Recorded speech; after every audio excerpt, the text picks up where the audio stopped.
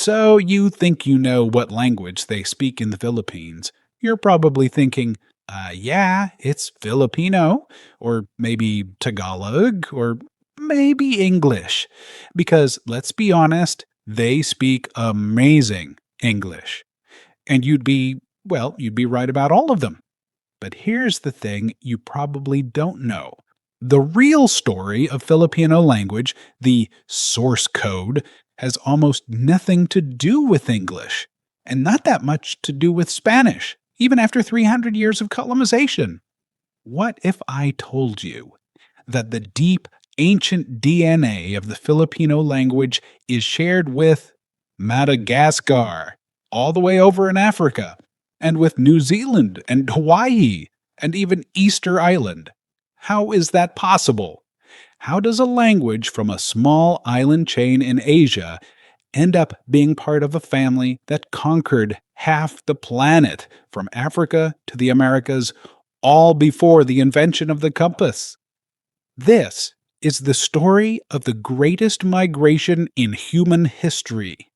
And the entire key, is hidden in plain sight, in the words Filipinos still speak every single day.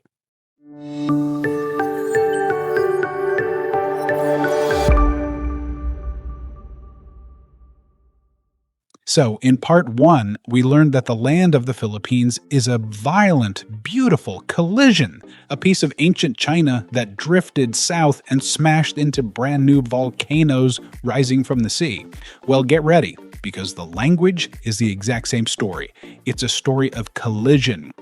There are over 160 different languages spoken in the Philippines today. 160, not dialects, languages.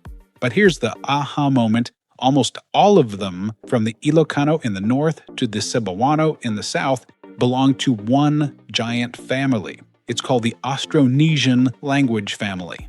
And when I say giant, I mean giant. This family has 1,200 languages. It's spoken from Madagascar off the coast of Africa all the way to Easter Island off the coast of Chile.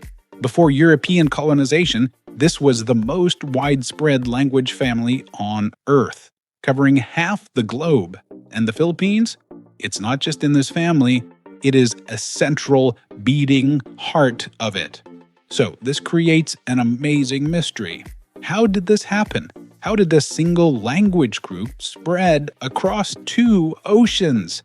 The answer is the Austronesian expansion, and it's the single most important story to understanding Filipino culture.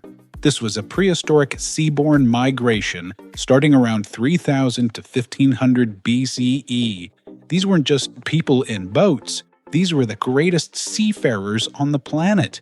They had invented revolutionary ocean-going technology like the outrigger canoe, the catamaran, and the crab claw sail. Tech that let them sail against the wind, not just with it. And here's the kicker. The linguistic and archaeological evidence is overwhelming. We know where they started. We know where the source code comes from. Not mainland China, not Indonesia, Taiwan. This is the out of Taiwan model. Around 2200 BCE, these master sailors left Taiwan, looked south, and landed in the Batanes Islands in the northernmost Philippines. And from there, they just kept going, south through the Philippines, splitting east and west for thousands of years, eventually reaching every corner of the Pacific and Indian Oceans.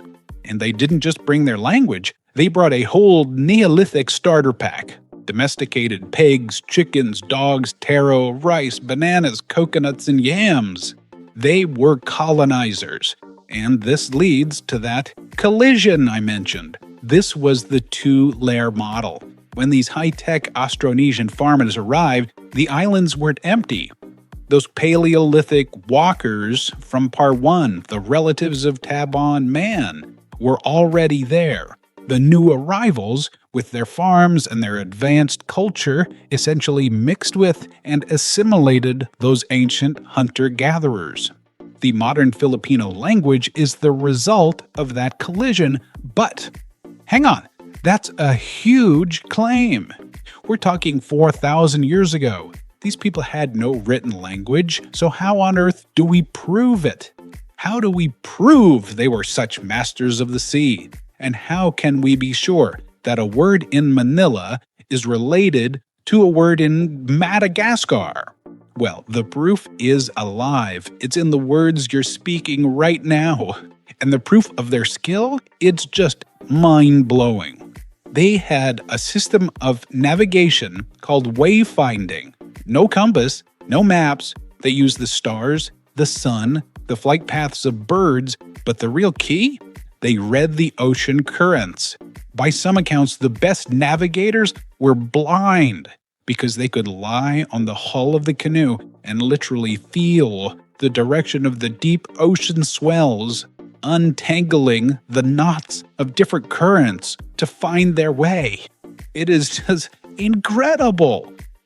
We're about to decode the entire language, and just like we're decoding history, our goal on this channel is to break down these huge, complex topics and make them simple and fun. If you love that aha moment, do me a solid and hit that subscribe button. It's a tiny click, but it genuinely lets us keep making these stories. Okay, you ready? Let's follow the breadcrumbs. Okay, so how do linguists trace a language without a time machine? They look for core vocabulary. Languages change fast, except for the really important words. Words for mother, father, body parts, the sky, and numbers. These words are stubborn. They hang on for thousands of years. And this is where it gets crazy. Let's look at the word for 5. In the Philippines and Tagalog, it's lima. In Indonesian, it's lima. In Hawaiian, it's lima. In Malagasy, the language of Madagascar, it's dimi, a clear, predictable sound shift from lima. Or how about the word for I?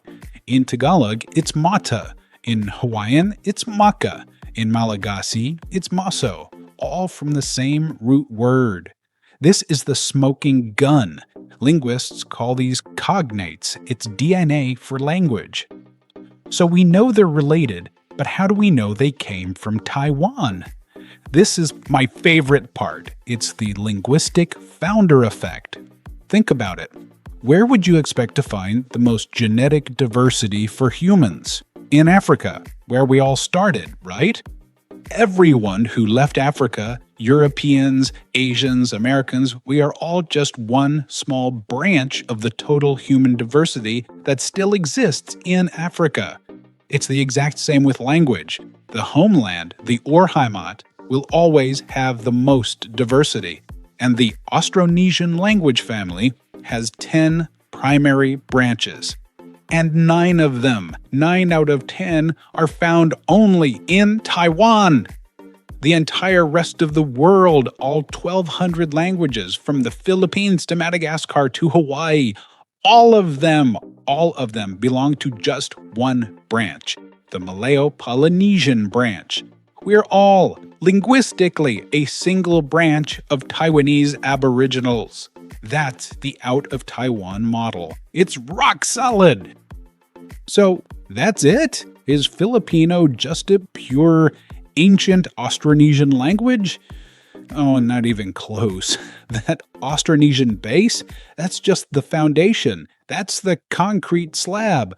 The real fun begins with the layers of wallpaper and furniture that got slapped on top by every single empire that came through. And this is where you find the weirdest words in the language. Let's start with the oldest layer. Long before the Spanish, traders from India and Arabia were sailing through. They didn't stay, but their words did. They mostly came through Malay traders who acted as the middlemen for the whole region. So when a Filipino feels dusa or suffering, they're actually speaking Sanskrit. It comes from the word dukkha. When they talk about a devyata, a goddess or spirit, that's pure Sanskrit devyata. Words that feel as native as possible. Mukha, a face. Kata, a story. Sampalataya, faith, all Sanskrit. Even that bottle of alak or liquor, that's not local, that's Arabic, from the word Arak, probably brought via Malay Arak.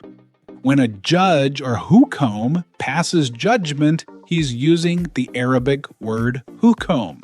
This language is a time capsule of ancient global trade.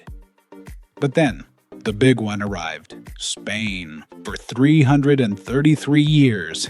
And this layer isn't subtle, it's thousands of words, but it's how they were adopted that's so, well, Filipino. Sure, you get the obvious ones, like mesa, table, and silla, chair. But what about the word seguro? It means maybe or perhaps, but it comes from the Spanish word seguro, which means sure or certain. Yeah, a word that means definitely flipped 180 degrees to mean maybe. How perfect is that for a culture that avoids confrontation? Are you coming tonight? Seguro, which sounds like sure, but means we'll see.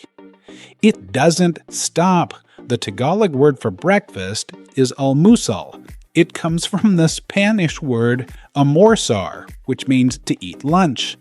The word for maybe, vaca, comes from the Spanish word vaca, which means a cow. Why? Who knows? Maybe someone pointed at a cow and said, maybe we eat that? It's a linguistic mystery. And my favorite, the word tarantado. In the Philippines, it means you're a jerk, an idiot. It's a real insult. But it comes from the Spanish word atarantado, which just means stunned or flustered. The language took a word for dazed and turned it into complete moron. This is what makes the language so rich. It's an ancient Austronesian chassis with Sanskrit philosophy, Arabic trading terms, and a massive layer of Spanish, all twisted and flipped to fit Filipino culture. But wait, there's one more layer, a stowaway word. What about a word like alcancía, meaning piggy bank? Looks Spanish, right? And it is. It comes from the Spanish word alcancía. But wait, where did they get it? They got it from the Arabic word kanz, meaning treasure. It's an Arabic word hidden inside a Spanish word living in a Filipino language. That's your history lesson in one word. This brings up one last question. We've only talked about spoken words. What about writing? Did they have it before the Spanish? Yes, they absolutely did have writing before the Spanish, and it was beautiful. It's called Baybayin. This was the pre-colonial writing system used in the Philippines. It wasn't an alphabet like ours. It was a syllabary, meaning each character represented a syllable. It was probably based on scripts from India, which again shows those ancient trade connections. But it wasn't used for writing history books or government records.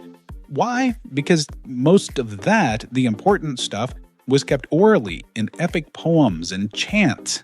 Baybayin was used for the personal stuff, for writing songs, for poetry, for sending letters. It was intimate. So where did it go? When the Spanish colonizers arrived, they brought the Roman alphabet. And for a while, the two systems lived side by side. But the new alphabet was mandatory for religion, for government, for power. And Baybayin just faded. This is the great tragedy. The replacement of the script, combined with the fact that most pre-colonial literature was oral, meant that a huge, unwritten library of indigenous knowledge was just obliterated, wiped out. We lost entire worlds. We have fragments of these great oral epics like the Hudhud of the Ifugao or the Darangen of the Maranao. But the one that really shows you the scale of what was lost is the Hinalawod from Panay. It's the story of 3 demigod brothers, and it is so long it takes 3 days to chant. That's the Lord of the Rings trilogy sung from memory. And that's just one of them. But here's the lesson. You can burn the books. You can replace the script, but you cannot kill a language. The spoken word survived. And that survival led to a whole new chapter. After centuries under Spain, then decades under America, The Philippines became independent in 1946, and the new nation faced a question. With over 100 languages, which one should be the national language? The dream started back in 1935, when the Constitution called for a national language based on one of the existing native languages. President Manuel L. Quezon created the Institute of National Language, INL, in 1937, with members representing the major language groups. After studying the options, they recommended Tagalog. Why Tagalog? Well, it was widely spoken and understood, especially in Manila, the political and economic center. It wasn't broken into smaller daughter languages like Visayan or Bicolano, and it had the richest literary tradition. So in December 1937, Quezon proclaimed Tagalog as the basis for the national language. But controversy erupted. Non-Tagalog speakers felt marginalized. So the name game began. In 1959, it was renamed Filipino to give it more of a national feel. Then the 1973 Constitution under Marcos called for a new national language, Filipino, supposedly to be developed from all Philippine languages. The 1987 Constitution, post-Marcos, solidified Filipino as the national language, still based on Tagalog but intended to evolve and incorporate words from other Philippine languages. So is Filipino different from Tagalog? Linguistically, they're still basically the same language, mutually intelligible.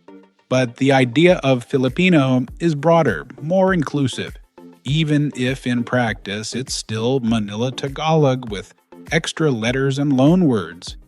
And that brings us to the ultimate linguistic collision, Taglish. What happens when you have a country where the national language is Tagalog-based Filipino, but the other official language, thanks to American colonization, is English? You get Taglish or Inglog, a natural blend, a code-switching phenomenon that's everywhere, especially in urban areas like Manila and among the educated middle and upper classes. It's not just random mixing. Taglish has its own linguistic patterns.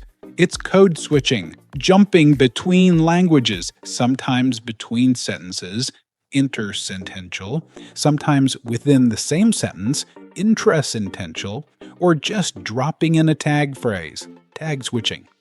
People use it for all sorts of reasons. Maybe they don't know the exact word in one language, deficiency-driven.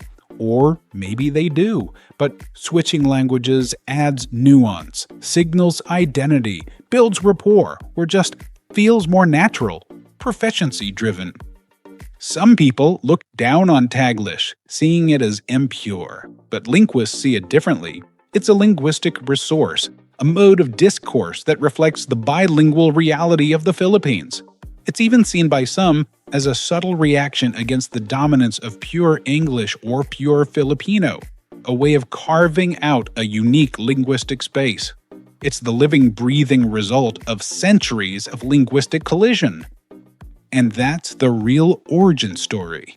The Filipino language is the Filipino history. It's not just a tool for communication. It is the autobiography of the people. The foundation, the deep Austronesian grammar, tells the story of the greatest maritime migration in human history. The layers of words on top, the Sanskrit, the Arabic, the Spanish, are a living record of every trader, missionary, and colonizer. The official designation of Filipino reflects a modern nation striving for unity. And Taglish, that's the sound of ongoing, everyday collision and creation. The language is the ultimate survivor. It bends, it borrows, it flips words on their head, it code switches mid-sentence, but it never, ever breaks.